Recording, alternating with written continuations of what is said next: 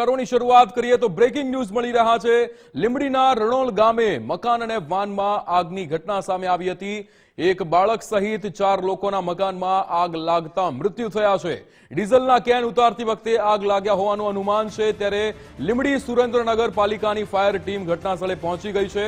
Fire ફાઇટરની team દ્વારા આગ પર કાબુ મેળવવામાં આવ્યો છે। પોલીસે ઘટનાસ્થળે પહોંચીને વધુ તપાસ હાથ ધરી છે। તમામ મૃતદેહોને મકાનમાંથી કાઢીને પીએમ અર્થે ખસેડવામાં આવ્યા છે।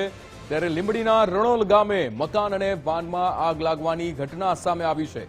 એક બાળક સહિત 4 લોકોના મકાનમાં આગ લાગતા મૃત્યુ પણ થયા છે। પોલીસ પણ અત્યારે ઘટનાસ્થળે પહોંચી છે। તમામ મૃતદેહોને મકાનમાંથી બહાર કાઢીને પીએમ અર્થે પણ ખસેડવામાં આવ્યા છે।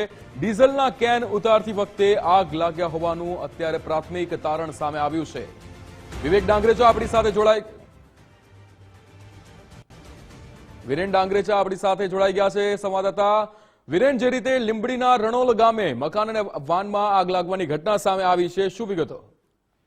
ચોક્કસથી વિક્રમ, વાત તો મોડી સાંજનો આ બનાવ છે। લીંબડી તાલુકાના રણોલ ગામે પિકઅપ વાન તેમજ એક રહેણાંક મકાનમાં આગ લાગતા દોડધામ મચી જવા પામી હતી। ખાસ કરીને આ અંગેની વિગતોની વાત કરું તો રહેણાંક મકાન સાથે પિકઅપ વાનમાંથી ડીઝલના કેરવા ઉતારતી વખતે આગ લાગી હોવાની હાલ આશંકાઓ સેવાઈ રહી છે। તેમજ ક્યાંક ને ક્યાંક બાજુમાં રહેલ મકાનમાં પણ આગ લાગતા એક બાળક અને એક મહિલા સહિત 4 વ્યક્તિના મકાનમાં આગને કારણે મોત નીપજ્યા છે। તેમજ આગ બનાવને પગલે લીંબડી તેમજ સુરેન્દ્રનગર પાલિકાની ફાયર ફાઇટર ટીમ ઘટના સ્થળે આવી પહોંચી હતી અને ભારે જહેમત બાદ આગ પર કાબુ મેળવ્યો હતો। જોકે હાલ જે તમામ મૃતદેહો છે તેને બહાર કાઢી સરકારી હોસ્પિટલ ખાતે પીએમ અર્થે મોકલવામાં આવ્યા છે અને આ જ મામલે પોલીસ સહિત મામલતદાર સહિતના અધિકારીઓ ટીમે ઘટના સ્થળે પહોંચી વધુ તપાસ હાથ ધરી છે। એક સાથે 4 વ્યક્તિના મોતથી સમગ્ર ગામ સહિત સમગ્ર જિલ્લામાં શોકનો માહોલ છવાઈ ગયો છે। જી વિક્રમ। બિલકુલ વિરેન, સમગ્ર માહિતી સાથે જોડાવા બદલ આપનો આભાર।